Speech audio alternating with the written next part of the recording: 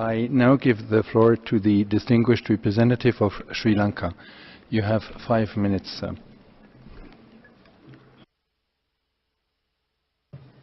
Thank you. Mr. President, High Commissioner, Deputy High Commissioner, Excellencies, ladies and gentlemen. I thank the High Commissioner for the presentation of his report, in which many of the achievements made by Sri Lanka during the period concerned have been acknowledged. As this Council is aware, the Minister of Foreign Affairs of Sri Lanka, Honorable Mangala Samaravira, addressed this Council on the 28th of February on behalf of the government and outlined what we have achieved in terms of Resolution 30/1 and beyond, what still remains to be done, and the challenges that we face in the process. Most importantly, he stressed that Sri Lanka's resolve to the reconciliation process has not diminished.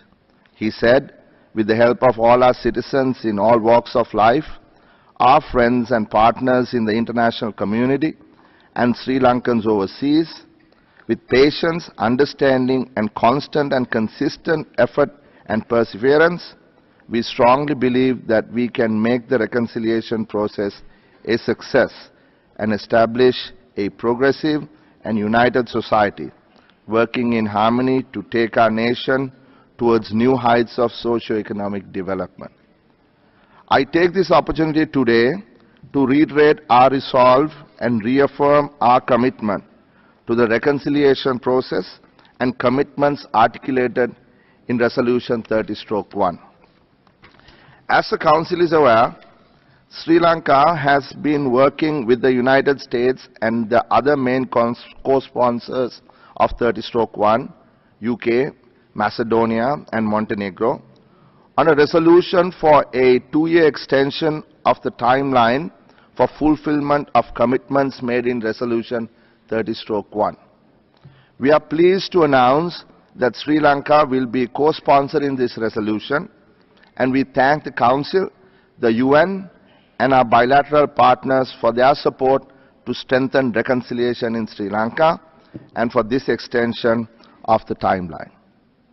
We are especially appreciative that the Council, in recognition of the firm commitment of the National Unity Government to the process of reconciliation, accountability and human rights in Sri Lanka, endorsed the proposals made by the government in 2015 for credible Government of Sri Lanka-led processes embodied in Resolution 30/1. Mr. President, we work closely with the High Commissioner and his office, and we are committed to continue this constructive and meaningful engagement for the benefit of our people. The views, observations and recommendations of the High Commissioner are useful as we work to strengthen, promote and protect human rights, good governance and the rule of law in Sri Lanka. This Council knows that no country's human rights record is perfect. It is always a work in progress. The people of Sri Lanka have been through extremely difficult and painful times. And although much has been done, there is much still left to do, including strengthening our institutions and achieving economic progress. There are multiple challenges that we face, but as a responsible and committed government, under the leadership of President Sirisena and Prime Minister Wickremesinghe, we are determined to stay the course. We will listen to all, we will study all reports carefully, we will exchange information, share our concerns and comments, engage constructively and meaningfully with our partners, and take the necessary steps required to ensure that Sri Lanka is a nation that is prosperous, united in its diversity, upholding human rights, justice and the rule of law. We remain firm in our resolve to enhance the fundamental rights of all citizens as equals in a free and democratic country, where fear and intimidation have no place.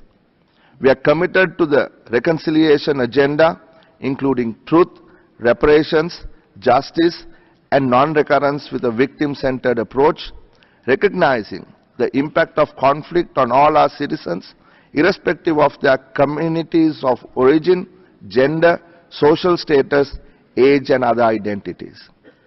As we go through the complex process of establishing new mechanisms, we are considering the report of the consultation task force. I'm sorry, and we will time is up. Continue and to we have to move to the list of speakers. I thank the representative of Sri Lanka for his statement. And